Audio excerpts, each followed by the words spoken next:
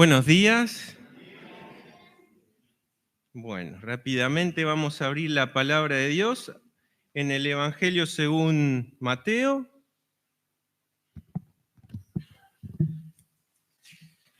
Vamos a leer una porción muy conocida por nosotros, de hecho desde la escuela bíblica, pero que no por eso deja de tener relevancia o de ser menos importante, ¿no? Todo lo contrario, la palabra de Dios siempre es viva y es eficaz, ¿sí? Aún hablaba con algunas personas alguna vez que decía que la palabra de Dios, que la Biblia no es la palabra de Dios, sino que contiene la palabra de Dios, ¿no? Una mentira sutil.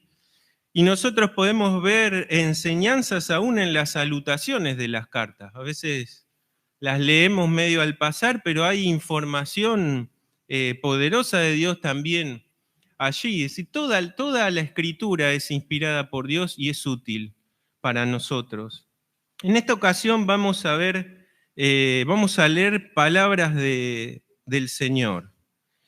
Vamos a ir al capítulo 11 del Evangelio de Mateo.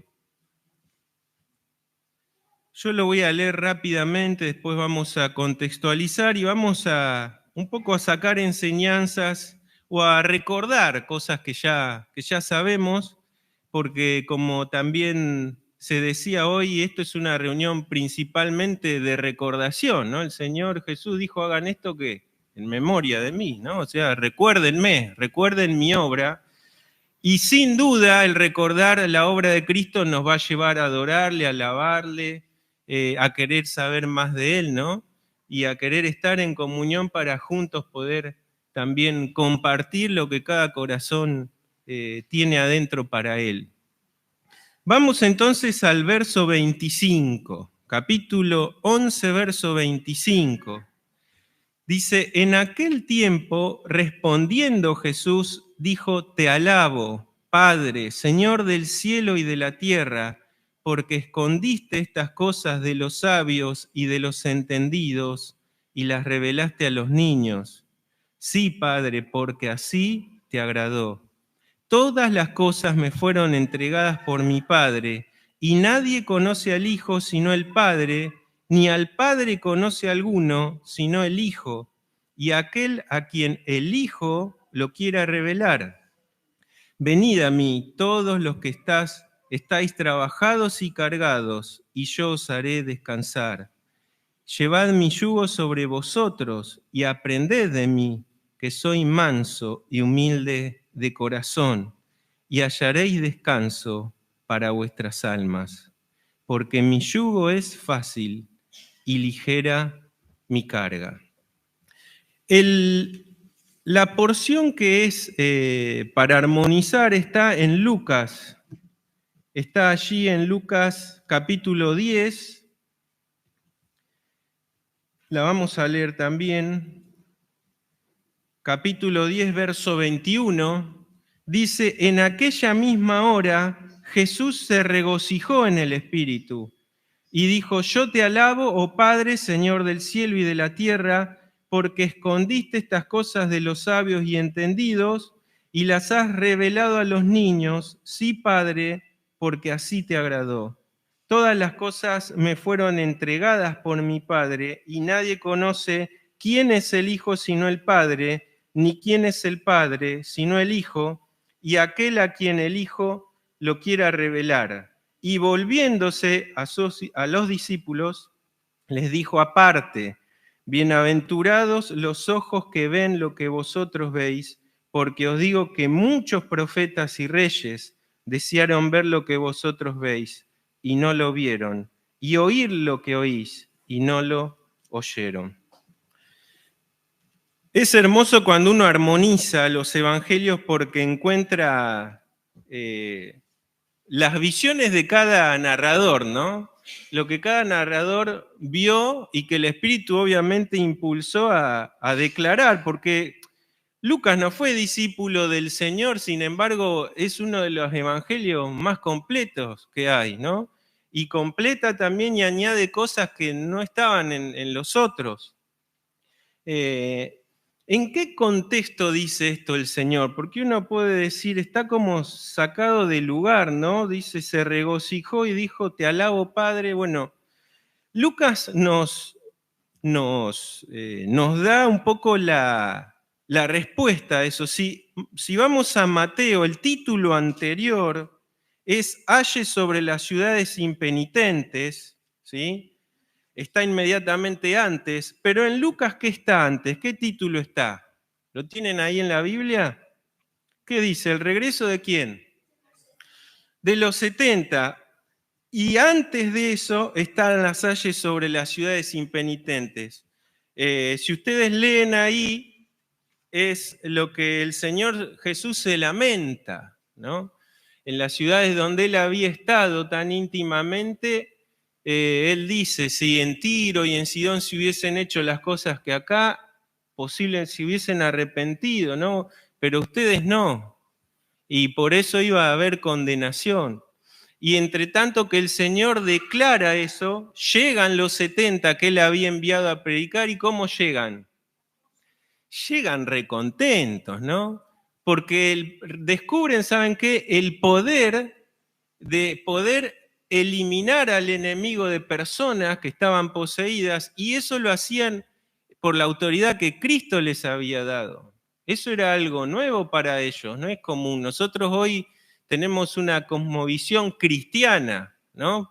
Todo es atravesado por Cristo, o sea, Cristo no puede salir de ningún lugar. Todo lo que nosotros hacemos, Cristo es el centro, pero ellos estaban recién descubriendo quién era su maestro. Y cuando llegan están gozosos.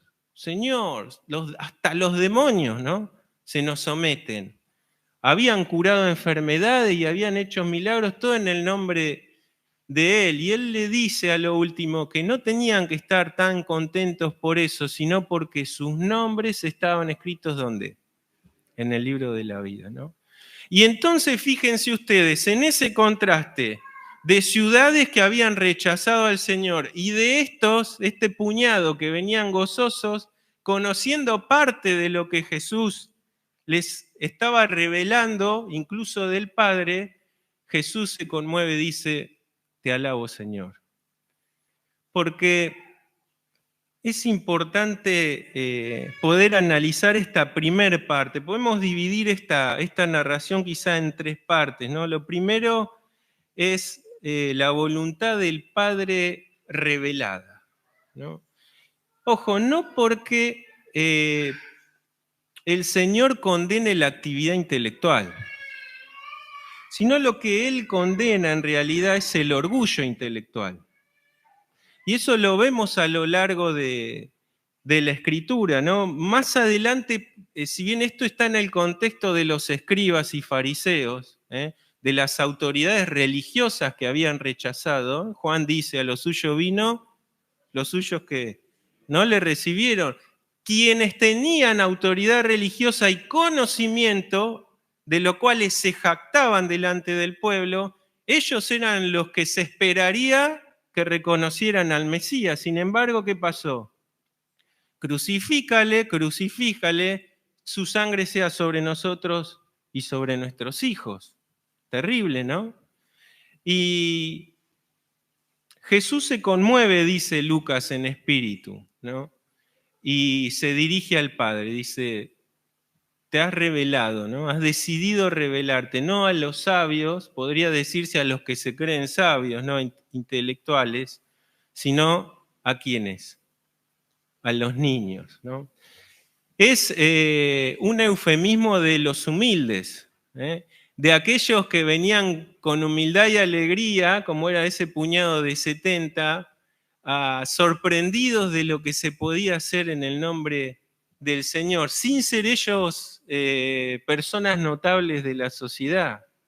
Cuando los apóstoles hablaban, ¿qué decían los demás? Se conmovían de que eran del vulgo, que no eran letrados, eran a veces hasta medios toscos, ¿no? Medios brutos, claro, tenían oficios a veces rudos, no venían de altas élites de intelectuales.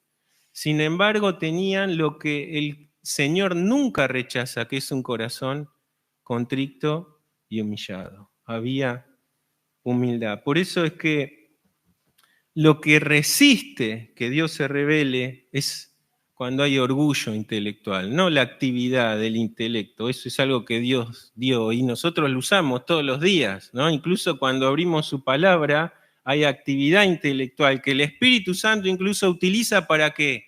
Para tomar, dice, tomará de mí o os lo hará saber.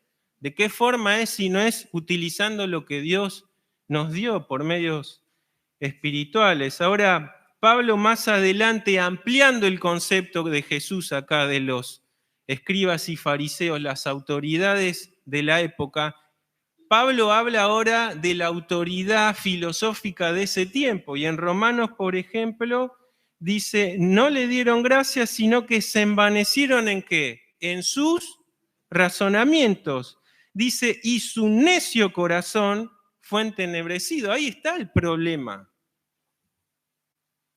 La necedad de ellos no partía de un razonar de ideas, partía de un corazón que estaba endurecido y que estaba entenebrecido por ende. ¿Qué significa? Lleno de oscuridad. Y dice, su necio corazón fue entenebrecido, y fíjense esto, que también se condice con los intelectuales de la época de Jesús. Profesando ser sabios, hicieron ¿qué? Necios. Y es lo que vemos a lo largo incluso de la historia del mundo. Las personas que ustedes podrían decir tanto intelecto tuvieron para fundar imperios, ¿no? Para desarrollar cosas actuales, ¿no? Maquinarias, tecnologías, sin embargo, no conocieron a Dios. Mentes tan abiertas, desarrolladas, superdotadas, decimos nosotros acá. Sin embargo, no pueden entender que hay un Dios creador. ¿Cuál es la raíz? El orgullo, el entenebrecimiento del corazón y por ende la necedad. Si seguimos leyendo ahí Romanos 1, 21, 22 y seguimos para abajo, vemos el resultado de esto. El resultado es no solo que afectó una parte de su corazón y su intelecto, sino que afectó sus relaciones incluso maritales, por así decirlo, ¿no? Dice, se hicieron viles y cometieron actos deplorables a los ojos de Dios. Y eso también vemos, las caídas de todos los imperios no vienen por problemas económicos inicialmente, vienen por degradación moral conjunta. Si nosotros analizamos cómo va este mundo de hoy, ustedes pueden decir, sí, la economía está mal, sí, ¿y la moral? ¿Y los valores cristianos incluso? Siempre que sucede esto, los imperios han caído. Sin duda esto no es ajeno al Supremo. Él conoce todas las cosas y dispone que así sea. Y a mí me llama la atención que muchos oran por la paz del mundo y por tantas cosas, y la revelación de Dios, ¿cuál es? Que nosotros no vamos a ser mejores porque pensemos más o seamos más intelectuales. La única posibilidad de que el mundo sea mejor es porque Cristo se revele a la humanidad y porque con humildad nos podamos acercar a Él, y eso no está pasando. Se están corrompiendo moralmente nuestra sociedad al punto de incluso corromper a los más pequeños, los niños. Los niños. Ahora, me gusta también el verso 13, ahí nomás de Mateo, el capítulo 13, perdón. El verso 10, hay una pregunta de los discípulos, se acercan con sinceridad al Señor, le dicen, acercándose los discípulos le dicen, ¿por qué les hablas por parábolas? Es una pregunta normal de hacer. ¿Por qué les hablas por parábolas? Es como, Señor, ¿no ves que no tienen demasiada comprensión? ¿No ves que no son como nosotros que estamos? ¿Por qué les hablas por parábolas? Dice él respondiendo, les dijo, ¿por qué a vosotros os es dado saber los misterios del reino de los cielos? Mas a ellos no les es dado. Y ustedes acá podrían pensar, bueno, entonces tenemos un Cristo mezquino, o un Cristo que no es justo, ¿no? Y tantas cosas que se nos pueden pasar por la mente porque somos osados y a veces queremos traer a Dios a nuestra justicia o a nuestro molde de justicia intelectual. Pero sigue el texto porque está la razón de por qué Jesús dice esto. Dice, el 14 dice, de manera que se cumple en ellos la profecía de Isaías que dijo, de oído iréis y no entenderéis, y viendo veréis y no percibiréis. ¿Por qué? Ahí está la raíz, fíjense, porque el corazón de este pueblo se ha engrosado. ¿Qué es eso? Otra vez, ¿no? Orgullo y soberbia. Miren, por eso les decía que no es que Dios condene la actividad del intelecto, siempre es el orgullo. Y no importa que seas estudioso o que seas un indocto, si vos tenés orgullo en vos, el orgullo resiste, ¿sí? Porque Dios resiste a quienes, a los soberbios. ¿Y a quién da gracia? Ese es un principio. Ayer Andrés hablaba de los principios inmutables, ¿no? De Dios. Este es otro principio de Dios, que trasciende desde el Antiguo Testamento hasta la eternidad. La humildad es lo que a Dios le agrada de corazón. ¿Cómo llegamos nosotros a Cristo? ¿Con soberbia? Sin duda recordás ese tiempo y hubo lágrimas, ¿no? Y hubo un corazón arrepentido y hubo incluso de rodillas, caímos ante Él. Y Él se reveló a nosotros, hermano, y dice, Él decidió revelarse a nosotros y por eso hoy tenemos este privilegio de poder contemplarle a Él, de poder saber lo que significa. Cualquiera de afuera dice, estos locos comen pan y toman un pedazo, un poco de vino, ¿qué están haciendo acá? Como Pablo decía, Él nos decidió salvar por la locura del Evangelio, no por el razonamiento de los sabios. Y esa es la gracia y el amor de Dios para cada uno de nosotros. Qué privilegio es que Él lo haya decidido así. La segunda parte es una parte por la cual a Jesús más de una vez lo han querido apedrear.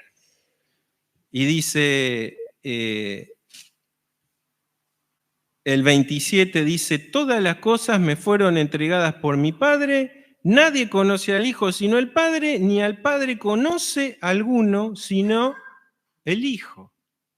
¿Qué estaba diciendo Jesús cuando dice estas palabras? Hoy para nosotros son moneda corriente. Hablamos de un Dios en tres, pero créanme que ni siquiera los discípulos entendían esto. El entender a Jesucristo como Dios lo pudieron entender a lo largo de su ministerio. ¿Se acuerdan cuando Él dice calla, enmudece? ¿Qué pasó con los discípulos? Quedaron atónitos. ¿Quién es este? Que aún la naturaleza se somete a Él. ¿Se dan cuenta que no había un conocimiento pleno aún de sus discípulos? Jesús mismo le dice, ¿saben qué? Esto no lo van a poder entender ahora, lo van a entender después. ¿Cuándo terminan de entender, entre comillas, porque nosotros comprenderemos cuándo? Y cuando estemos en gloria con Él, ¿no? Pero cuando el Señor Jesús resucita y se aparece a ellos, ahí ¡pling! Cae la ficha. Porque cuando Jesús muere y el cuerpo no está, hasta que no se aparece Jesús, ¿qué estaba? Su corazón. Duda, miedo, ¿no? Jesús tiene que revelarse. Y a Tomás, ¿qué le dice? Tomás, mirá, ¿no? Estas son las marcas, los clavos, mirá mi costado. No seas incrédulo. Y ahí Tomás cae, ¿no? Señor mío y Dios mío. Pero nosotros no le vimos con nuestros ojos a Jesús, ¿no? Y cae la bienaventuranza de Él, bienaventurados los que no vieron y creyeron. Para la ciencia entender a Dios es una locura, pero para nosotros es un gozo, ¿no? Esa piedra preciosa que es para nosotros sigue siendo hoy de tropiezo también para muchos, ¿no? Lo que hace Cristo acá es identificarse con la deidad. Dice, nadie tiene conocimiento pleno y absoluto del Padre sino el Hijo. Y nadie puede conocer plenamente al Hijo sino el Padre. ¿Saben qué? Ni siquiera nosotros, siendo hijos de Dios hoy, le conocemos plenamente a Él.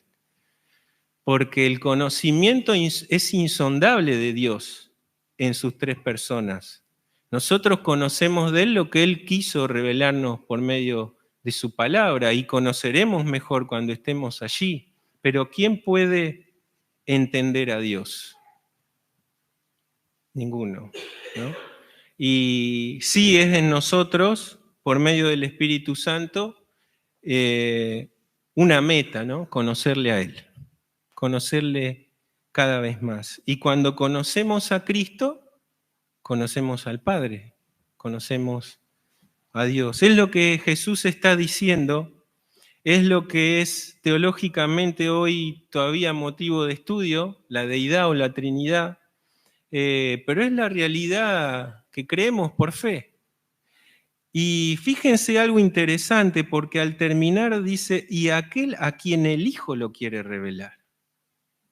Acá también no hay una prioridad del hombre, sino la absoluta prioridad de la deidad en revelarse. Y esa deidad se revela exclusivamente ¿por quién? Por el Hijo, ¿no? Hebreos dice esto, ¿no? Antes Dios se revela de una forma, ahora en el Hijo. Ahora en este tiempo lo hace en el Hijo. Yo tenía un texto anotado, dice, el de Felipe ya lo vimos. 2 Corintios 4:6 dice, porque Dios que mandó que de las tinieblas, fíjense, de las tinieblas que es donde nosotros estábamos, resplandeciese la luz, es el que resplandeció en nuestros corazones para iluminación del conocimiento de la gloria de Dios. ¿Termina ahí el texto? No, dice, ¿en la faz de quién? De Jesucristo. No puede haber conocimiento de la deidad en nosotros si no es en la persona de Cristo, por medio del Espíritu Santo que está en cada uno de nosotros. Por eso, aún siendo hijos de Dios, no conocemos a Dios por nuestro intelecto, sino lo hacemos por ese mediador que Jesús dejó. ¿Se acuerdan? Esa promesa a sus discípulos. No los voy a dejar huérfanos, tranquilos. No se entristezcan, no se amedrienten, va a venir el Parácletos.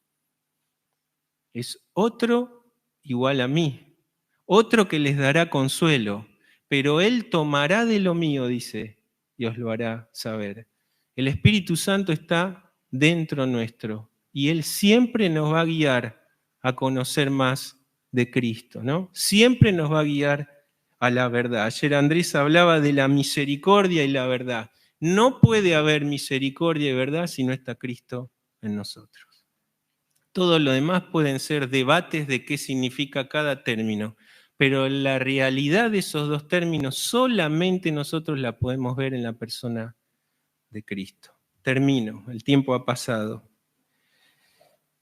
Si alguno quisiera decir, bueno, a quien el Hijo lo quiere revelar, podría decir, bueno, acá vemos quizá un Cristo que puede llegar a ser arbitrario, que puede también tener mezquindad. ¿Qué sigue inmediatamente después de esa declaración? Vengan a mí todos. Vengan a mí todos. Es decir, el Hijo tiene la soberana autoridad de revelar al Padre y no se queda con eso y nos excluye como pecadores que somos. Como tiene esa autoridad, ¿saben qué nos dijo una vez? Vení a mí. Ahora hay ahí dos palabras, ¿no? ¿Cuáles son? Trabajados y cargados. ¿Saben qué? Esto se refiere al peso de la ley y de las instrucciones que les ponían las autoridades religiosas a las personas de esa época, ¿no? Hay un texto importante que habla de eso, dice, en contraste, ¿no?, con los fariseos, yo lo anoté acá, dice, por ejemplo, Mateo 23:4, porque atan cargas pesadas y difíciles de llevar y las ponen sobre los hombros de los hombres, pero ellos, ¿qué dice? Ni con un dedo quieren moverla. Ese es el contexto inmediato de lo que el Señor dice. personas que buscaban un favor de Dios, pero tenían una carga tan pesada encima, dada no por Dios, dada por los religiosos de la época, que lo único que encontraban era frustración. Esto mismo siente Lutero cuando cumplía ritos, cumplía un montón de cosas, y él dice que era un miserable a pesar de todo eso, hasta que la luz de Dios por medio de la palabra resplandece, y él dice, lee, ¿no? El justo por la fe vivirá. Clic, y su vida cambió para siempre. El peso y el agobio del sistema, como se dice a veces. Leí hace poco, uno de los países que más suicidios tiene es Japón. Ustedes dirán, Japón, potencia, ¿no? ¿Qué puede...? Cuando a veces nos meten en la cabeza que lo exclusivo es solo un bienestar económico, ¿no? Impresionante las cifras de suicidio, no solo en adultos, en jóvenes. Y cuando van al origen, es la cultura misma, es el sistema de exigencias que tienen. No lo aguantan y se suicidan. Tristísimo, tristísimo. Es la sociedad también, que a veces impone cosas, ¿no? Estándares que son, como diría Salomón, debajo del sol, vanidad. Sin embargo, Satanás quiere atarte con eso, quiere encadenarte, encadena la sociedad, nubla sus pensamientos. Más adelante, en Hechos 15, 10, 11, dice, ahora pues, en ese concilio que se reúne, el primer concilio en la iglesia en Jerusalén, dice, ¿por qué tentáis a Dios poniendo sobre la cerviz o sobre el cuello de los discípulos un yugo que ni nuestros padres ni nosotros hemos podido llevar? Esto dice Pedro ahí parándose, que querían que a los gentiles se les ponga otra vez yugo de circuncisión y de leyes y ritos. ¿Por qué? Dice, y es claro, ni nuestros padres ni nosotros pudimos llevar ese yugo. Y dice, antes creemos que por la gracia del Señor Jesús seremos salvos de igual modo que ellos. Gracias por su gracia y por su amor. Y Él promete algo, dice, los haré que descansar. ¿Esto saben qué es? La paz que tenemos en nuestro corazón y el gozo de nuestra salvación. Porque no había nada que nosotros podamos cumplir que nos haga aceptos y salvos, y limpios y santos y justificados delante de Dios. Solo eso fue por los méritos de Cristo. Por eso recordamos hoy esa obra realizada una vez y para siempre. Hizo perfectos para siempre a los que santificó, dice Hebreos.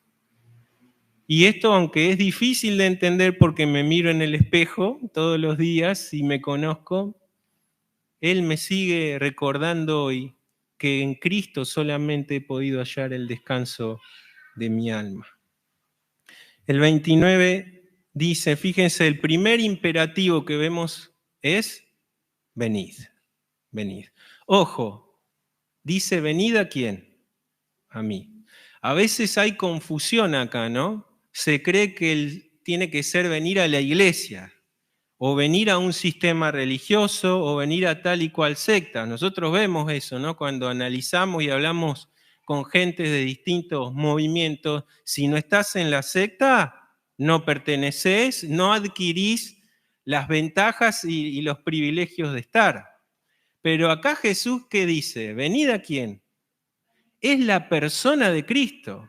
Por eso es que los cristianos no predicamos vení a mi iglesia para ser salvo. ¿Qué decimos? Vení a Cristo. Incluso cuando hay alguno que está medio apartado, que hablas y dice, sí, ya tengo que volver a la iglesia, ¿no? No, vos no tenés que volver a la iglesia. Antes tenés que volver a Cristo. Porque esa persona magnífica y gloriosa es la única que puede darte paz. Nosotros no le podemos dar paz a nadie, hermano. Antes le damos problemas a muchas personas. El único que otorga paz y gozo es Jesucristo. Y ahora agrega algo más. Y acá podría decir alguno, hasta hasta el 28 estaba bien, pero ahora dice que tengo que llevar un yugo. ¿No? Porque dice, llevad ¿qué? Y ahí está la clave otra vez, no es cualquier yugo, no es te cambio el yugo del peso de esta ley que te están dando, de esta opresión sistemática y te doy otra. Te lo cambio por otro sistema moral que es mejor. No es eso, Cristo no nos salvó para darnos mejor moral. Dice mi yugo. Cuando se hablaba en la antigüedad de esto era ponerse bajo la autoridad y el señorío de. Cuando se hablaban las escuelas decían yo estoy bajo el yugo de tal o cual rabino. Lo que Jesús está diciendo es mi yugo es mejor, sean mis discípulos, estén de mi lado. Y agrega, aprender de mí. Fíjense, 3 imperativos, venir, llevar y aprender. Esto es quizá el resumen de la vida cristiana, ¿no? Porque hemos ido a Jesús, nos sometemos hoy a su señorío, hoy le cantamos Rey, le cantamos Señor, aunque sabemos que Él es el soberano, sin duda hay en nuestra vida cosas y habitaciones que darle, ¿no? Porque a veces, y acá, Señor, esta es mía, acá mando yo, ¿no? Sin embargo, es un proceso de santificación de nuestra vida, pero independientemente de eso, Él es soberano. Él es el Rey, Él es Señor. Y el tercer imperativo es aprender. Y esto es lo que decíamos al principio, ¿no? Aprender de la persona de Cristo por medio del Espíritu Santo es lo único que nos puede transformar a su imagen. Sin esa capacidad dada por Él mismo, es imposible que nosotros podamos ser luz y sal. Y alguno podría decir, sí, pero no quiero llevar ya yugos. ¿Cómo es el yugo? Es fácil y ¿qué dice? Y ligera mi carga. ¿Sabe lo que significa eso? En ese tiempo, los yugos, ¿saben qué son los yugos, verdad? Los bueyes que tiraban de esos aparejos para sembrar, se les ponía en la cerviz un yugo de madera que se revestía con cuero para que eso no dañe. Pero el mejor yugo, sin duda Jesús habría hecho yugos como carpintero que era, porque se hacían de madera, tenían que ser a medida. Los mejores yugos se les tomaba la medida al animal y se hacían en base a eso, ¿no? Y entonces ese yugo no era pesado para el animal, no le lastimaba al animal y él podía llevar con mucha más facilidad esa carga. Porque algunos podrían argumentar, y esto quizás tira abajo también eso, que como se dice en Cristo, todo te va bien. Venía Cristo, no va a haber problema, el evangelio falso de la prosperidad. Sin embargo, Jesús nunca les mintió a sus discípulos, que dijo que tenían que llevar ¿qué? Su cruz cada uno. ¿Qué les dijo? Que en el mundo iban a tener ¿qué? Aflicciones. Hermano, ¿no tenés aflicciones? Ya por el hecho de vivir en Argentina a veces tenemos aflicciones, ¿no? Por muchas cosas, aflicciones de resultados de malas políticas, aflicciones con el trato con vecinos, aflicciones físicas y todas las que quieras ver, las relaciones con la familia también, cuántos chispazos hay allí, ¿no? Sin embargo, como cualquier mortal, a veces padecemos angustias dadas por el sistema, entre comillas. Pero Cristo, después de que les dijo que iban a tener aflicciones, ¿qué les dijo? Confíen en mí, les dijo. ¿Por qué? Porque yo vencí. Y esto también tiene que calarse dentro de nuestro corazón. Somos vencedores por medio de aquel que nos amó. Y hoy podemos llevar los problemas que cualquier mortal transita, los podemos llevar livianamente, porque en Cristo toda carga se puede llevar así. ¿Saben qué? Porque el amor aligera todas las cargas. Había un hombre una vez que veía a un niño caminar y en sus espaldas tenía otro niño que era cojo. Y veía que lo llevaba. Y se acerca y le dice, niño, qué pesada que es tu carga. Y el niño le dice, no, señor, no es una carga, es mi hermanito. El amor aligera todas las cargas. Por eso es cuando se nos hacen las cargas pesadas, necesitamos más de Cristo. Y a pesar de que un día fuimos a Él, ¿no? Y llevamos su yugo, aceptamos su amor, hoy siendo hijos también a veces se nos olvidan ciertas cosas y tenemos cargas, ¿no? Cosas que no sabremos que nos pasarán en este año. Algunos ya han recibido análisis no tan gratos, ¿no? O quizás se han venido algunos problemas que no tenías en mente. Jesús te sigue diciendo hoy, vení a mí. Te voy a dar descanso. Vení a mí. Solo tenemos que elevar nuestra oración, derramar nuestro corazón. Y hay un texto que a mí siempre me gusta y recurro a él en momentos de necesidad o angustia también. Dice, por nada estéis que sean conocidas vuestras peticiones delante de Dios en toda oración y ruego. Ahí está la receta del médico. El problema es que a veces ni siquiera adquirimos esa receta. Nuestras oraciones son mandar algún pedido, un fax, ¿no?, al cielo o en algún rincón o en alguna previa de los alimentos. Dice, en toda oración y ruego. Esto incluye, ¿saben qué? El ayuno. Ayunar de alimentos, sí, pero ¿saben qué? Ayunar de la tecnología, ayunar del celular, ayunar del trajín diario. La otra vez veía cuánto tiempo nos pasamos promedio mirando el celular y las tonteras muchas veces que vemos. ¡Pum! Yo decía, ¿cuánto paso orando en ruego y oración delante del Señor? ¿Quieren saber qué? Hay más en mi debe que en mi haber, tristemente. Pero esto tiene que cambiar, porque si no nos va a ganar el afán y la ansiedad. Y vienen después los problemas de la ansiedad. Vienen los ansiolíticos, vienen los problemas psicosomáticos y todo lo que sigue detrás de eso, y somos igual que cualquier mortal. Cristo nos dio la receta. Arrodillate y clama a mí que yo te voy a dar el descanso. Dice, la paz de Dios que sobrepasa todo entendimiento. Y esto lo hemos experimentado muchos. No entendés cómo, pero después de derramarte en oración, hay un río de paz en tu ser. Esa gracia y ese amor que tiene aún para con nosotros nuestro Señor. Dice, guardará ¿qué? Vuestros corazones y ¿qué más? Nuestros pensamientos. Es tu integridad.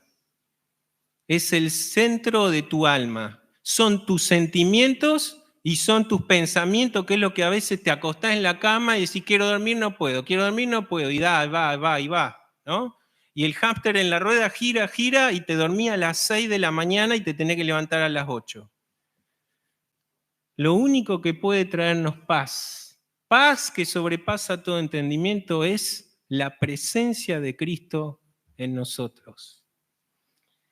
Que pueda ser una realidad en cada uno, hermanos. Vamos a transitar problemas difíciles, vamos a vivirlos, pero la única forma de que la carga sea ligera y liviana es si acudimos a Cristo todos los días. Acordate de estos imperativos: venid, llevad y aprended, porque esto es la vida cristiana.